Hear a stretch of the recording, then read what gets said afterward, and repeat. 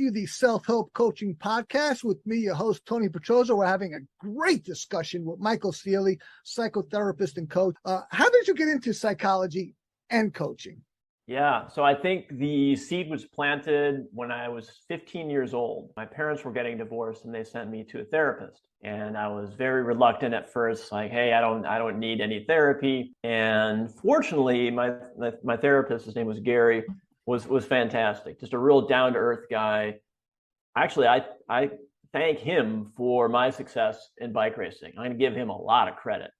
I was starting to get good at racing. And I remember going to a therapy session with him and I wanted to kind of brag. I was like, hey, I got like 8th place in this big race. And he just sort of mockingly claps his hands. And so he's clapping his hands. He's like, bravo. And I was just like, what do you mean? I got a little mad at him. He goes, why didn't you win? Right. And I was like, well, I don't know. And he goes, you're playing it safe. Bam. And he knew I was ready for that type of push. He leaned in. He was this old school dude. He goes, I never want you to play it safe in a bike race ever again. And after that session, my results went up, skyrocketed.